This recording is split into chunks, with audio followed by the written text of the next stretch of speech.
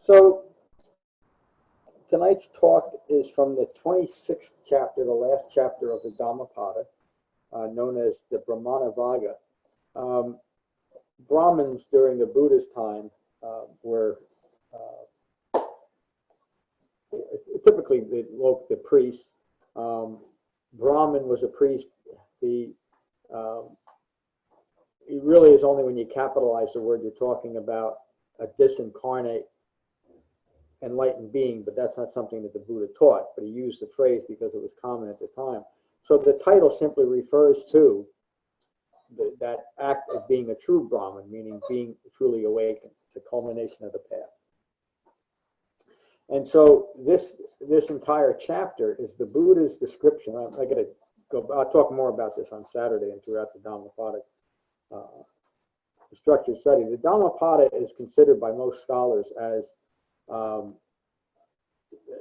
like an instruction manual for novice. In other words, after the book was finally written down, novices would be given this as their beginning study guide. But it's a comprehensive look at the Buddha's Dhamma. It really could more or less stand alone. The dependent origination really isn't clarified in it, but it's included in there. When you hear Buddhist phrases out there, that whatever you might hear, usually they're corrupted parts of the Dhammapada. They took one or two lines and kind of created this pop culture Buddhism out of it. Most of those come out of the Dhammapada, but they're almost entirely misrepresented. This particular sutta is the last chapter in the book. The Dhammapada is written in such a way that, and you'll start learning this on Saturday, that each chapter feeds and builds to the next chapter, to where you really get to, now we've learned all the Dhamma. So the Buddha is now describing, if you think about it, put yourself in that place 2,600 years ago. We're novice. We just spent 25 weeks or whatever it was learning the previous 25 chapters from senior monks and nuns in the Buddha Sangha. And so now the Buddha is teaching you a synopsis of what you've learned so far. So it's a direct teaching on what Dhamma practice looks like from the point of view of a skillful and awakened Dhamma practitioner. The Buddha uses two distinctions here. The skillful disciple, meaning someone who is practicing the Dhamma correctly, and the one who has achieved the goal, the Arahant. And it's so useful. This is another one of those sutras that if you ever feel a little lost in your Dhamma practice, read this and it brings you right back. The Buddha's words. And this is the one thing, one of the many things I want to point out. Listen to how the Buddha starts. Engage in right effort. That's all the instruction any real Dhamma practitioner needs, because once you understand what right effort is, it guides your entire practice. Engage in right effort. Root out the constant stream of craving. Abandon sense desires. Abandon sense desires. Don't mollify them. Don't coddle them. Don't try to embellish them in any way. Don't make them yours. Abandon sense desires.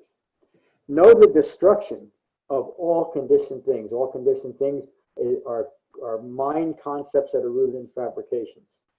Know the cool, calm peace of cessation. The skillful disciple is carefree and unfettered.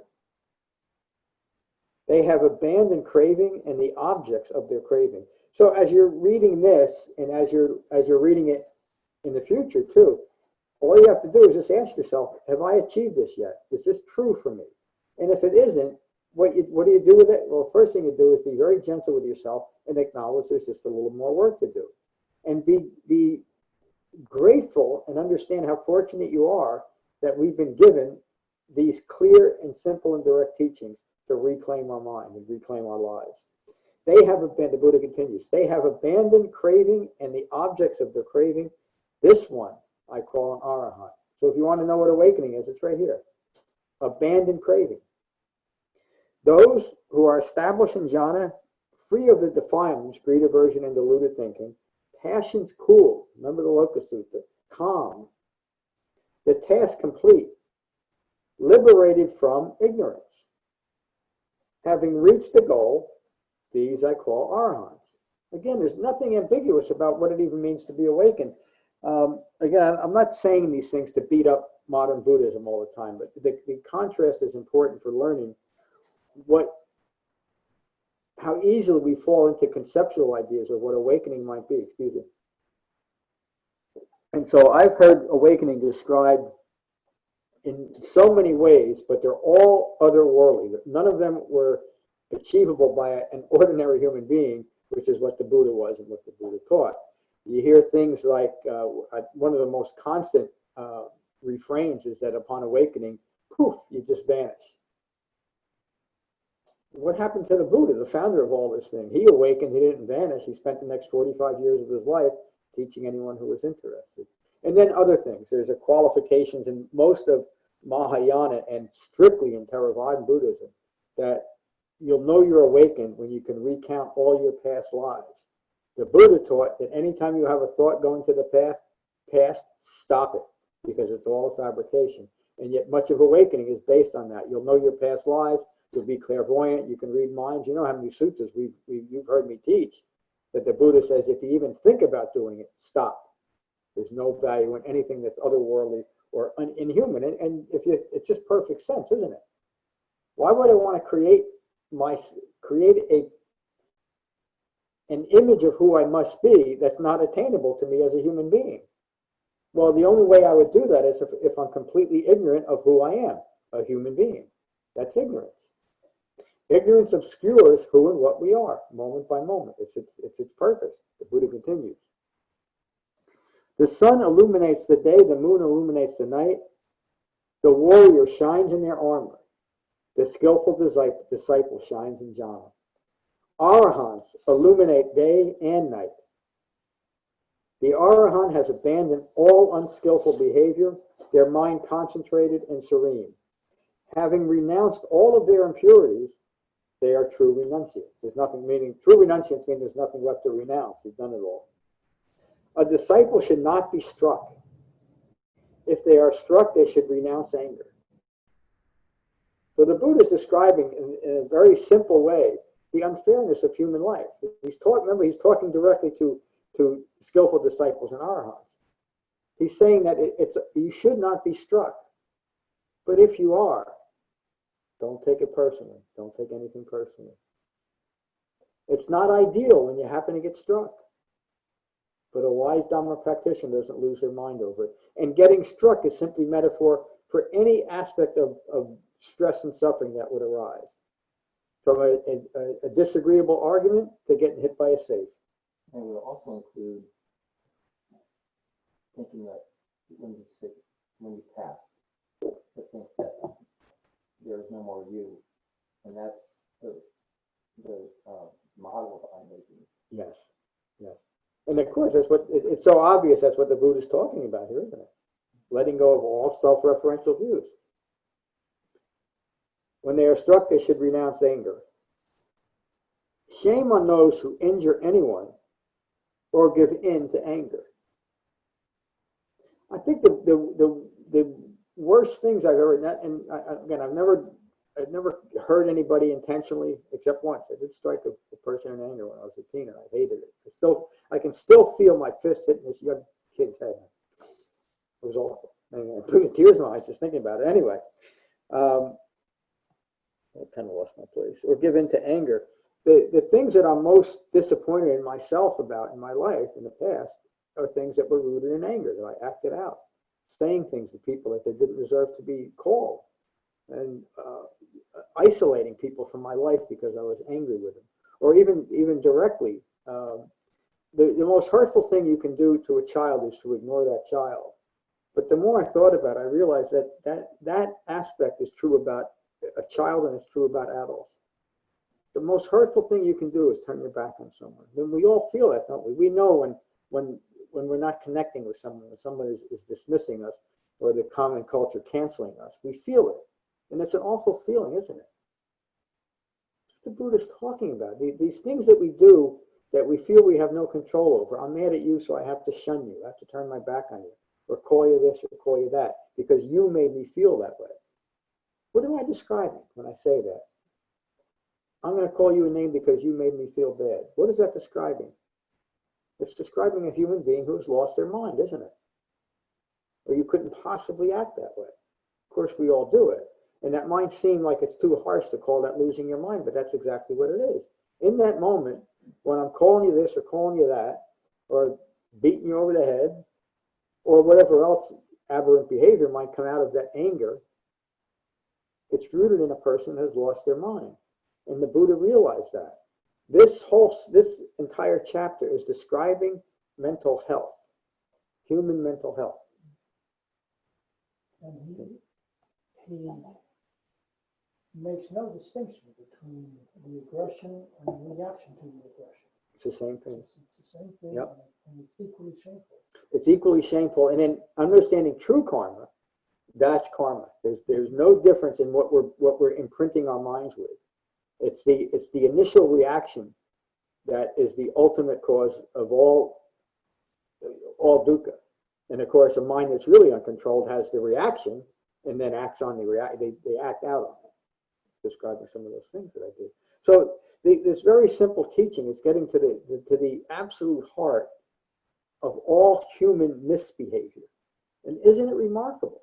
Remember, this isn't some modern social scientist that figured this out with all kinds of tests and clinics and thousands of patients to observe.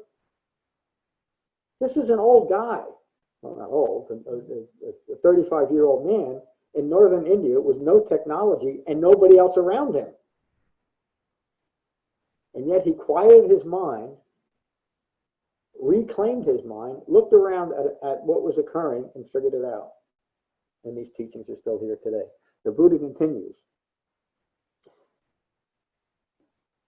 Nothing is superior for the skillful disciple than wise restraint.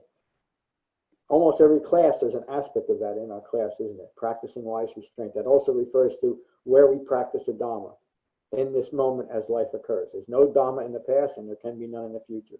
There's only right here and right now as far as wise restraint. To the extent that anger and ill will is abandoned is the extent that suffering will subside. So if we're still there, if we're still not quite at the goal, look at ill will, look at anger. We all have it. And it simply shows you where you need to recognize and abandon your fabricated views of yourself in relation to the world.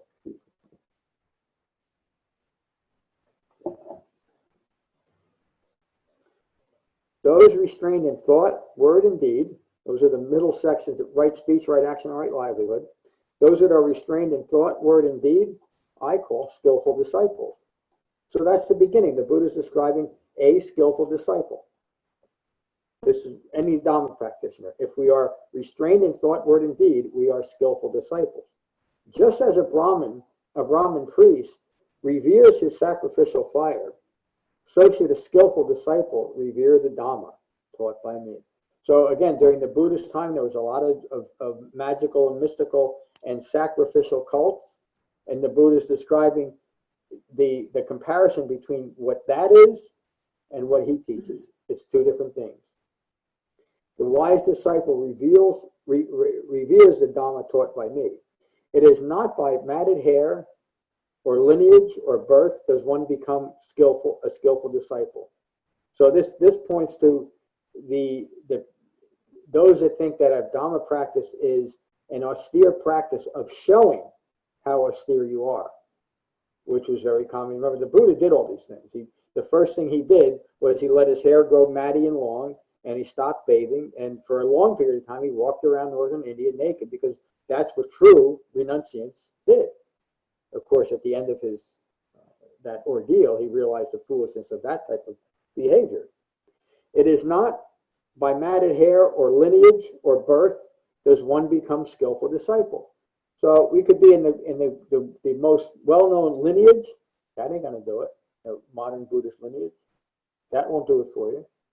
There's no skill in following a lineage and claiming that that lineage goes back to the Buddha when it teaches something completely different. There's no lineage in Buddhism except a lineage that goes directly back to the Buddha's teaching, and that lineage is continued through actual Dhamma.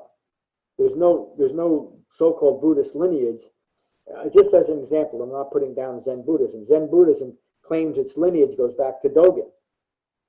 Well, Dogen wasn't the Buddha. He taught something completely different. He taught something that we call now Zen, but it has no resemblance at all to Buddhism. But that's the lineage. But even though their lineage only goes back to Dogen, I think it was 6th century, but don't hold me to that. Would you remember Dogen? Yeah, Dogen was, I think he was later. I think he was more like the 13th century. That's right. That's right. Yep. So the modern Zen Buddhists would claim a lineage that goes all the way back to the Buddha, except the lineage can only go back to Dogen. And again, the only reason I'm bringing that up is the line that the Buddha says. It still rings true 2,600 years later when we're still making those, applying those misunderstandings to our Dhamma practice. It is not by matted hair or lineage or birth does one become a skillful disciple. That relates to the caste system in India at the time. During that time, the lower classes couldn't forget about learning anything spiritual. And if you happen to accidentally hear something you weren't supposed to, you were put to death. And no women were ever allowed to learn anything that was considered useful or spiritual. It just wasn't unheard of. That's what the Buddha is saying. By birth, has nothing to do with the Dhamma. Those that know the Four Noble Truths and are free of conflict are skillful disciples. Know the Four Noble Truths and are free of conflict, internal conflict. Yeah, it's the internal conflict. Yes. I was looking at that. Well, in the context of this sutta, that the Buddha is talking about your quality of your mind, isn't it?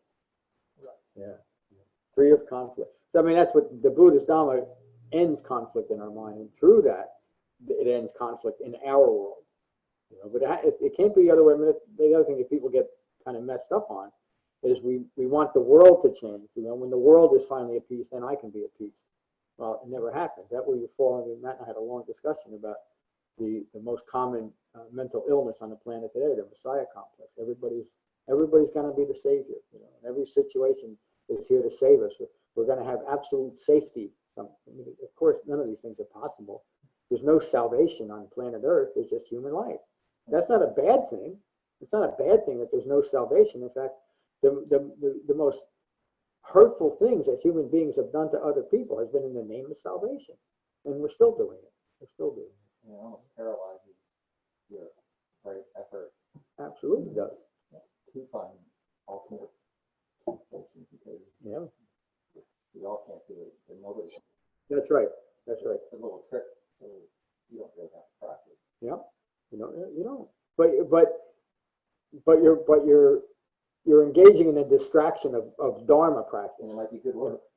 Oh, yeah. I mean, you know, modern Buddhists do a lot of good things. They're just not practicing what the Buddha taught. Now, that's fine. You know, I think the only when they make me emperor of the world, one of the first things I'll do is to say that you can only call what the Buddha taught Buddhism. You can call whatever you want.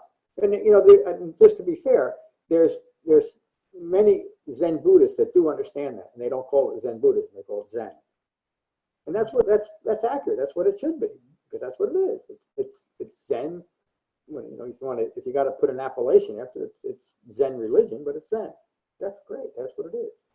And the only reason that is so that people that might be interested in Buddhism will actually be presented that. You know, and that's kind of what our responsibility is here. Let me continue.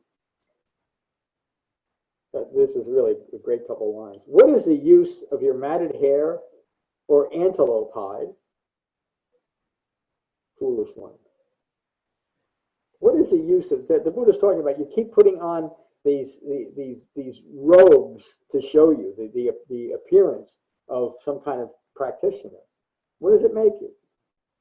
What does it make you? It makes you a foolish one. Within you is the tangle of passion. That's why you would put on an antelope robe or grow your hair in a certain way, because of your passion to be something, and it's being something that you're not. When the Buddha says we become self or anything other than self, that's what he means. We create this fabricated view of ourselves, and we live that fabrication. It is only outwardly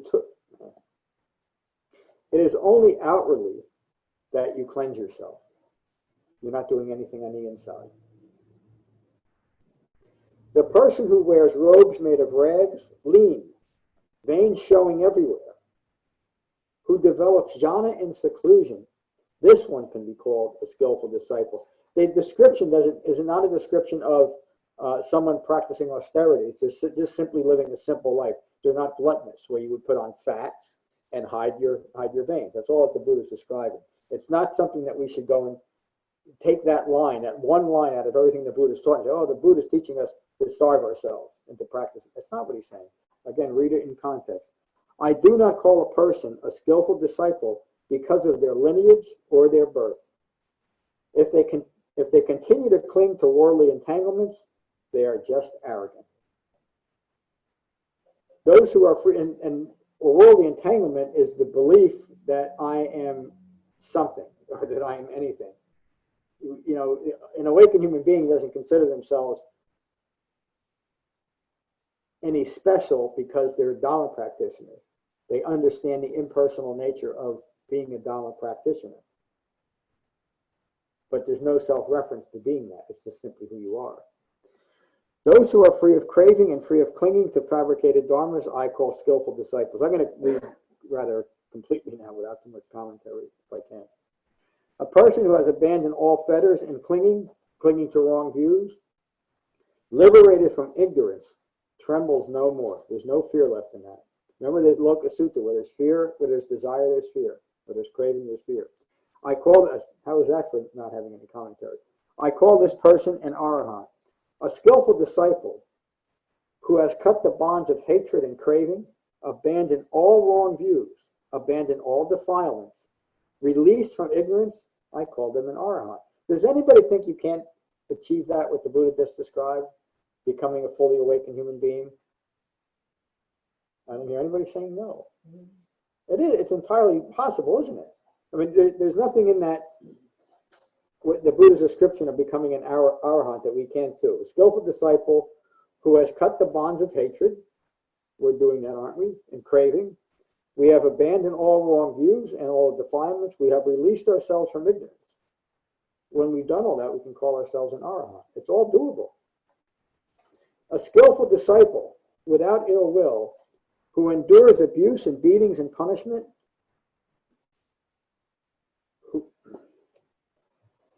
whose real power is patience, I call them an arahant.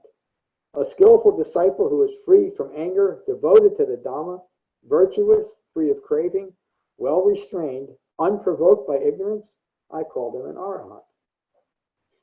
When the Buddha describes himself as an awakening, he says, there's nothing left within me to provoke another moment rooted in ignorance.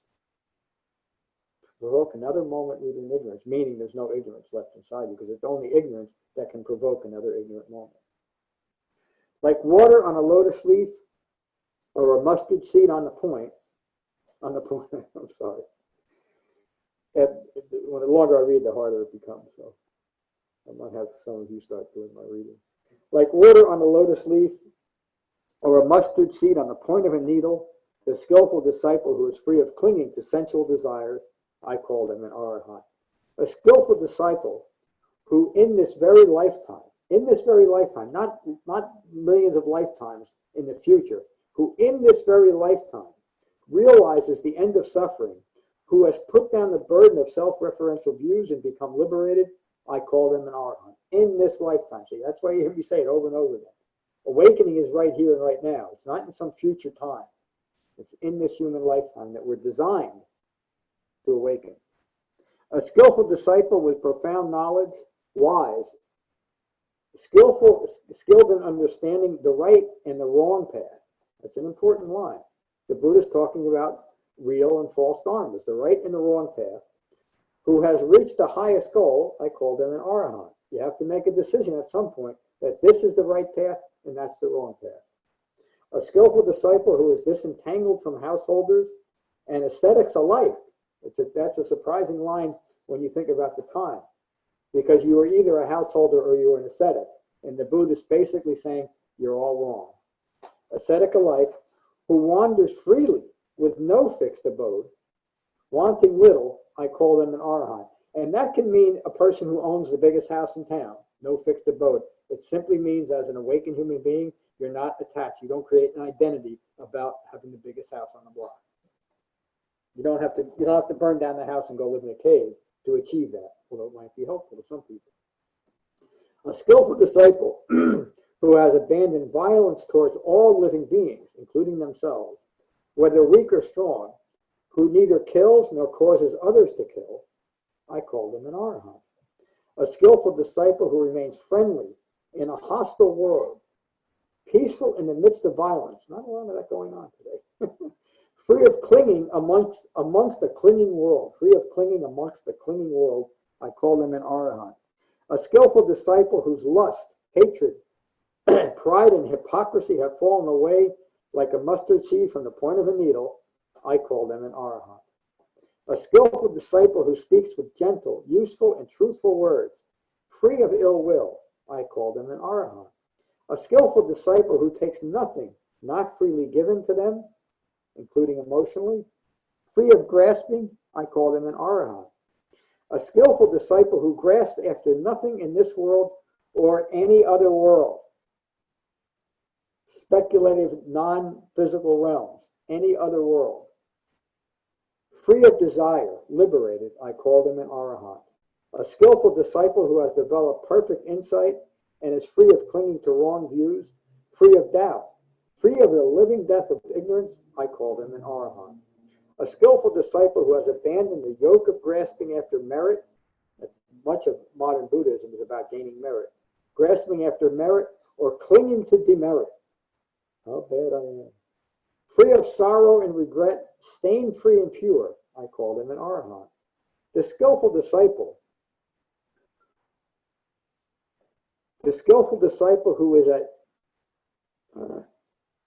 who is as spotless, pure, clear, and serene as a full moon on a cloudless night, taking no delight in a fabricated existence, I call them an arahant.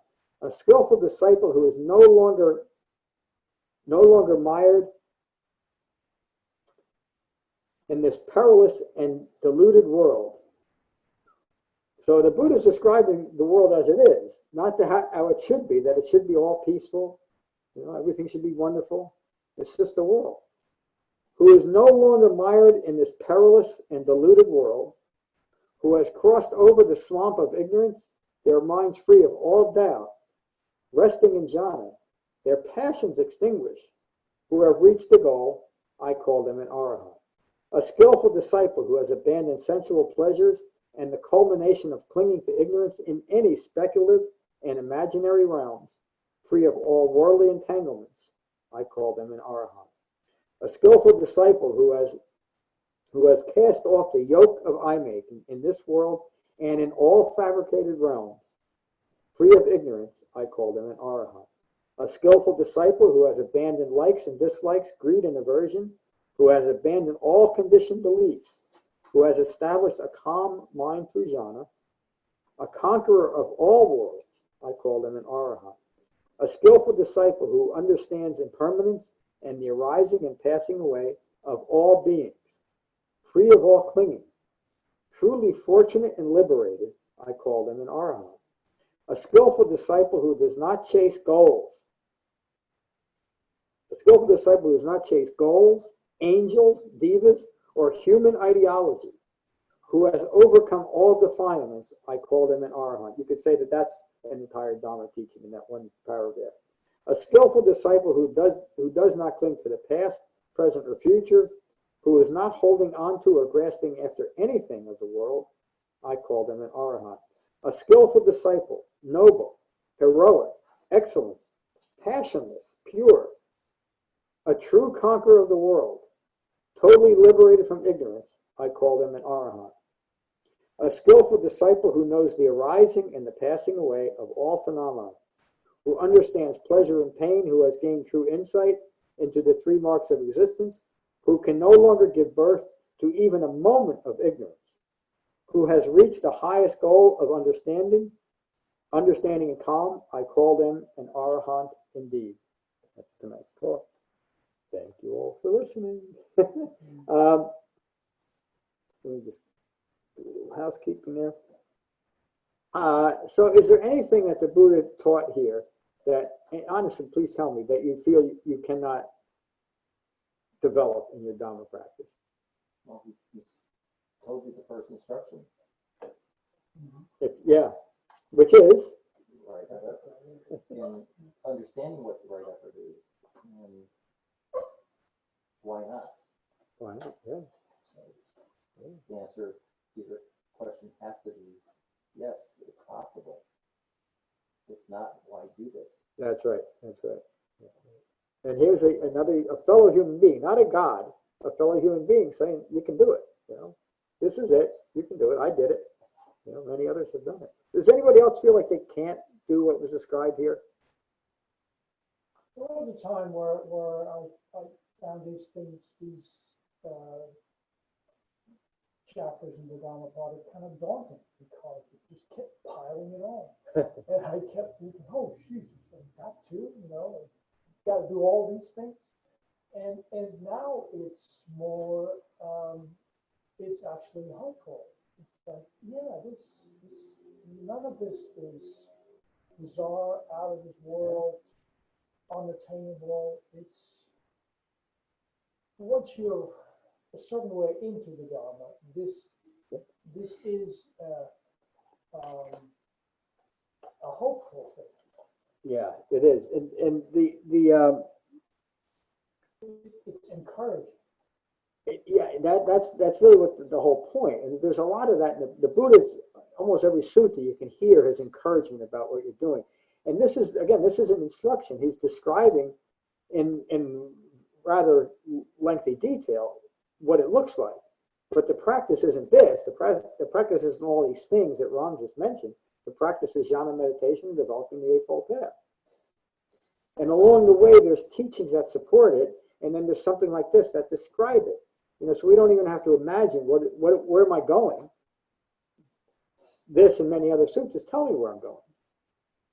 And, you know, one of the things I was thinking about, this is about a year ago, and I started writing it out, about why the Buddha really taught these things that he did, and I couldn't make sense of my own writing, so I stopped doing that. But the Buddha had a Siddhartha Gautama, we call him that, to put the humanist back in him.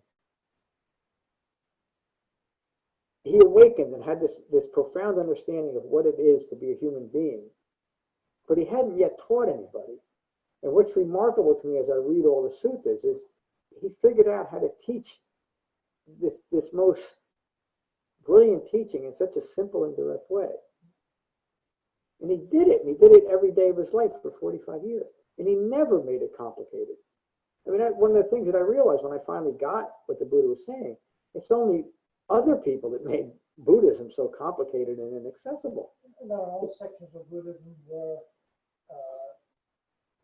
the point is that you cannot understand. I was taught, so It's the point. I remember almost every, well, I won't mention the place because I'm out, but I spent a lot of time nearly every Sunday, and at least once a month, but sometimes 4 times a month, going to a certain place.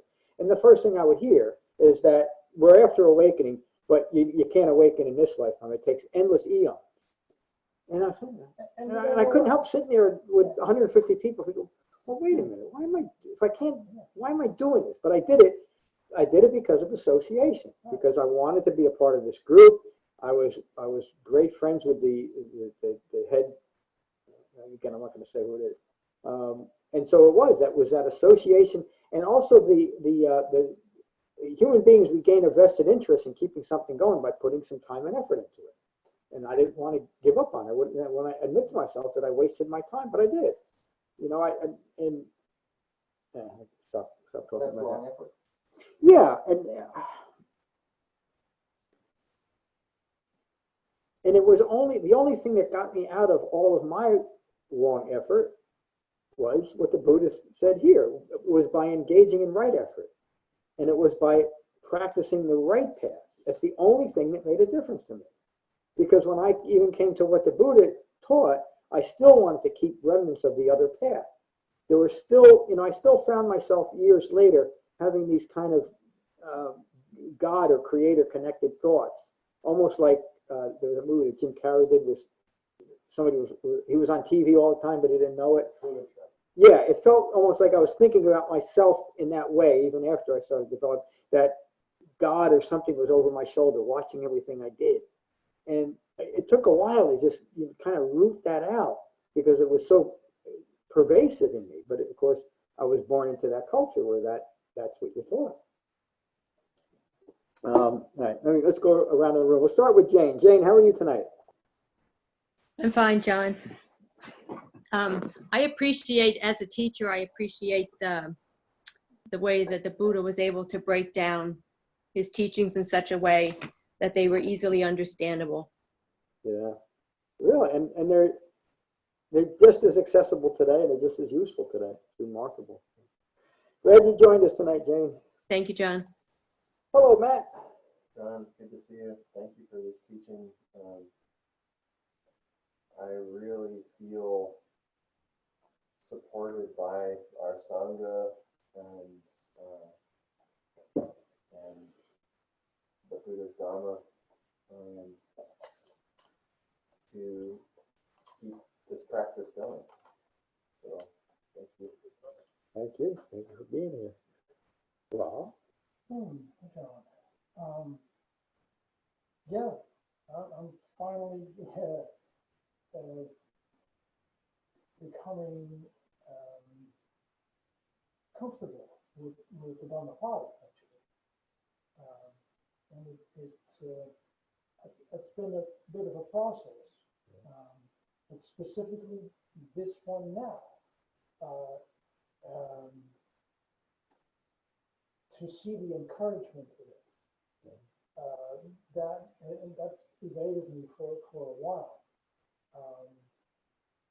And yeah, you can read this many times, and this is something where, if it's not a good day, this is one to pick up. Yep. And you get little vignettes. Like this one little line of he does not tremble. yeah. That's just so great. Yep.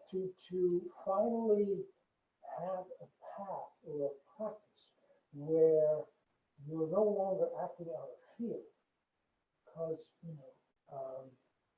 90% of what we do out of fear. Yep. Of whatever, of doing things wrong, or I don't even know, but it's such a constant in human life. Do something wrong. Look at me wrong. Yeah. It becomes a physical feeling in your body that you are you're literally trembling. Yeah. And it's all self-generated. It's completely self-generated. And here somebody says, "There's no need for that. Follow my path, and you'll walk this earth without fear." Yeah. That's pretty huge. And again, you're pointing it right back to the pure Dhamma. Where there's desire, there's fear. Where there's no desire, there's no fear. And how could you? I mean, again, it's just such an obvious statement, but it makes perfect sense, doesn't it? Where does my fear come? My fear comes from not afraid of not getting what I think I need or want. That's fear, desire. Thank you. Hello, Brett. Well, how are you? Good. How are you? Good. Good to be here. Good to be with the sangha, and feeling good. And what was the part on the goals? Is that the same thing like grasping after? Yeah. What you felt here? Yeah. Goal, if like in the past I've been like goal oriented. It's never really got me anywhere when after I achieve the goals, but it's so it's just cleaning and craving is basically, but I mean, is it so good to have? Probably so good to have goals, you think, Well, remember that the Buddha's talking about the Dhamma and using the term loosely, spiritual practice. And so he's teaching the people that have been involved in goals, like if you follow the Ten Commandments, if your goal is heaven, you follow the Ten Commandments. There's nothing but I making in there, isn't it?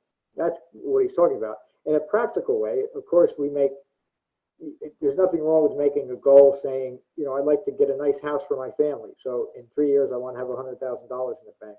That's fine as long as you don't lose your mind over that. In other words, if you only got 90,000, it's okay. You don't beat yourself up. You don't judge yourself as worthless or anything else. It's just an aspect of your moment by moment life.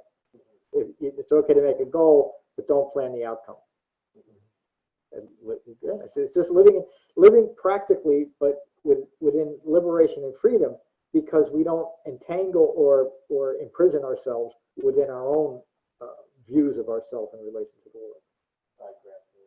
Yeah, by having to be anything other than what we are, and whatever we are at that moment. You know, and if in that moment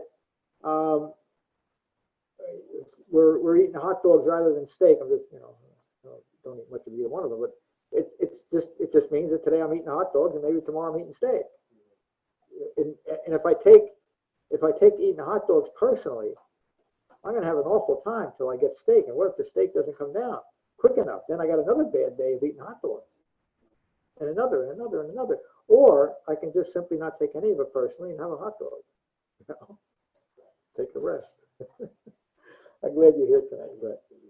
David, good to see you tonight. Thank you for being here. Hello, Michael. Hi, John. Hi, everybody. I like reading this sutta. It was a little long, but I enjoyed it quite a bit. Joey and I read it, and we went over several different things. But, I like this again. You can go anywhere and pull something out of it, so I'm just going to go with this. A skillful disciple without ill will to endure abuse and beatings and punishment, whose real power is patience. I call them an arahant. A skillful disciple who is free from anger, devoted to the Dhamma, virtuous, free of craving, well restrained, unprovoked by ignorance. I call them an arahant. Unprovoked by ignorance. And we were talking earlier before about like if someone like strikes you, strikes out, strikes you or comes at you hard or whatever, with anger, and the skillful disciple doesn't react. Right? So why doesn't he react? The reason being is because he understands the three marks of existence. He's integrated the three marks of existence into his life. So he won't strike out because he realizes that what is occurring is someone else acting out in an ignorant manner towards him. Yep.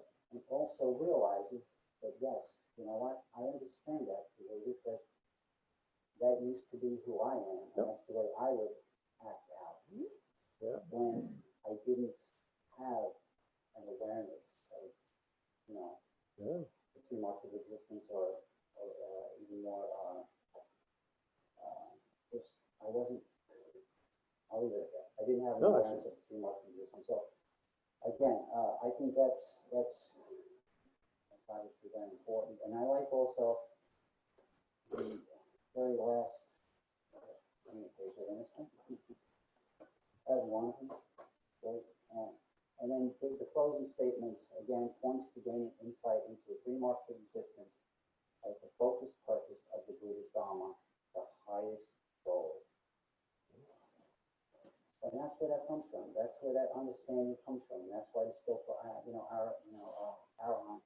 or disciple, that's why he can maintain his calmness while other about him lose their. Yep. It really is just that simple, and very well put. That's Dhamma practice. Yeah. Thank you. Hello, Julia. Hi, John. Hi, everybody. I also love this sutta. I love all the metaphors and things. That it's very rich, Yeah. The Buddha really, he must have been a beautiful speaker, The one thing I really that came out to me was where he calls the warrior shines in their armor, the skillful disciple shines in jhana. So jhana is kind of like our armor. It is, yeah. So it's important that it's one of the main things is to increase concentration. And by increasing concentration, then we have a calm and peaceful mind, and we can deflect all those arrows that are coming at us to our jhana armor, you know? Yep. So that's the way I saw that. And then also the other thing Everything bounces off and nothing sticks. yeah, exactly. And yeah, everything's just deflected. And that I takes can see how it takes the firewall of concentration to do that with life coming at you all the time.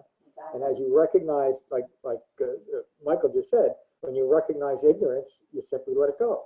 You don't have to react to someone or something or a situation because all the world is rooted in ignorance. So why, it can't be any different. Why should it be? It's just what's occurring.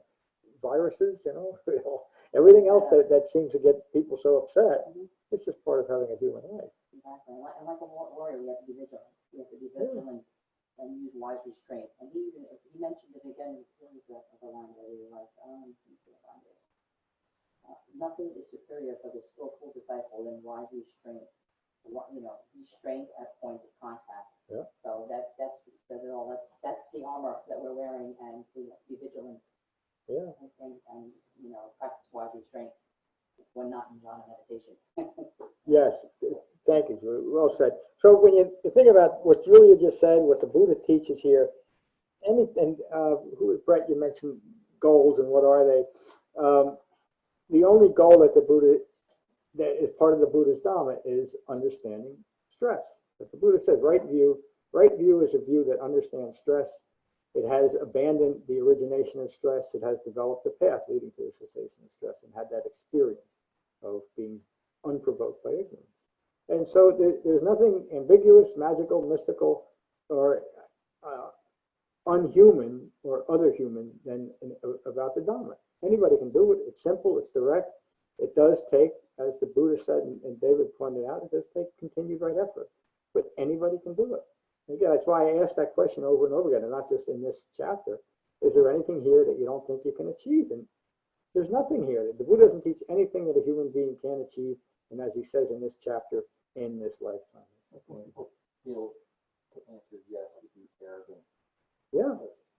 With the support of sangha and the sangha keeps you on the path of right effort. Yeah. And to me, what other answer is there? And there is no arrogance because the whole goal is to understand that it's not personal.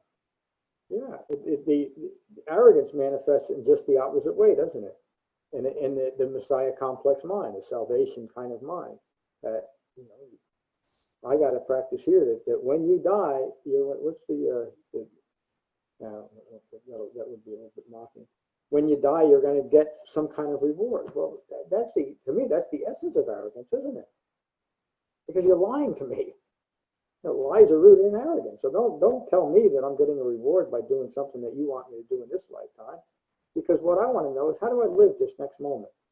How can I live peacefully this lifetime? That's the most important thing. And if I get that mastered, maybe then I'll think about otherworldly things. But guess what? The more I develop the Dhamma, the less I'm concerned about otherworldly things. What do I care? What do I care about speculating about something that I can't possibly know? Maybe there is life after death, somehow. It's not something the Buddha taught, and it's not something I'm concerned about. Why? Because if there is, I'll find out when I get there. But if I'm concerned about it, if I spend my moment-by-moment life acting in a certain way so I can be sure that I'll get this reward, I'm not living this life. And that's what the Buddha recognized. It's what I was concerned about when I was 13, 14, 15, 16 years old, and confused as hell about all these things that I was being taught that were important in life, because none of them seemed important, at least foundationally important. I mean, I understood the idea of, getting a good job, going to college, and all the rest of that stuff. But that all seemed ancillary to me of understanding life. And looking at that, it seemed more important to try to figure it out rather than not. Of course, I was also drinking quarts of vodka every day and doing all kinds of other things, so it took me a while to get around to it. But when you realize it, when you hear something like this, or you practice in a well-focused sangha like we have here, it really is simple and direct, isn't it? We just have to do it. And we're so fortunate here in Cross River Meditation Center. I always got to go back to that. We have Cross River, I haven't said it in a long time. Cross River Meditation Center is here Not because of me, it's because of Matt. I just happen to be fortunate enough to teach here. But it's remarkable how, just what we did just now, going around the room, we offer such support, and to me too, such support to each other in developing the Dhamma. This is true community. This is really what community is about. And that's not to say there's not other types, but this type of community, coming together, communing on the truth, on the reality, is one of the most powerful things any of us will ever experience. And we experience it in a very gentle way, don't we? Because it's a gentle Dhamma. It can only be experienced that way. So I hear you say it all the time. I said it about 10 times today to one person. You got to be gentle with this way. They were just coming out of a psych hospital, actually. You need to be gentle with yourself right now. And we all do. We all do. And that's something else that the Buddha says in here all the time. Okay, that's enough. So Saturday we're going to start our 26th class study, culminating again with this. You'll hear this again in 26 weeks. Any other comments or questions on tonight's class? Any comments or questions on our 26, this was 26 or 27 class study we just finished tonight? Really enjoyed it. You found it useful? Yeah, it's been a bunch of these sutras that I wanted to teach for a while. I have taught them in other ways, but in this way, just as part of the study, and I think it worked pretty well. It'll be a book one of these days if I can ever get it done. All right, let's finish with metta, as we always do. So again, just gently close your eyes, gently close your mouths, and take a moment to become mindful of your in-breath and your out-breath. And these are the Buddha's words on metta from the Karaniya Metta Sutta. This is what should be done by one who is skilled in goodness and who knows the path of peace. Let them be able and upright, straightforward and gentle in speech, humble and not conceited, contented and easily satisfied, unburdened with duties, and frugal in their ways, peaceful and calm and wise and skillful, not proud or demanding in nature. Let them not do the slightest thing that the wise will later reprove. Wishing in gladness and in safety, may all beings be at ease. Whatever living beings there may be, whether they are weak or strong, omitting none, the great or the mighty, medium, short, or small, the seen and the unseen, those living near and far away, those born and to be born, may all beings be at ease. Let none deceive another or despise any being in any state. Let none through anger or ill will wish harm upon another. Even as a mother protects with her life her child, her only child, so with a boundless heart should one cherish all living beings. Radiating kindness over the entire world, spreading upwards to the skies and downwards to the depths, outwards and unbounded, freed from hatred and ill will. Whether standing or walking, seated or lying down, free from drowsiness, one should sustain this recollection. This is said to be the sublime abiding. By not holding to fixed views, the pure-hearted one, having clarity of vision, being freed from all sense desires, is not born again into this world. Thank you all for a wonderful class tonight. Peace. See you, Jane. You know, John, there was a hard time getting on tonight. That's probably why there aren't any other people here. Yeah, that was on my end. It wasn't on your end. Yeah, It sounds a little strange, but I was actually in the wrong meeting room. that's okay. I'm glad I hung in there. Thank you so much. Yeah, there's still that movie from years ago applies to me every now and then, Dazed and Confused. Aw. Oh, you have a good week. You too, Jane. Thank you. I think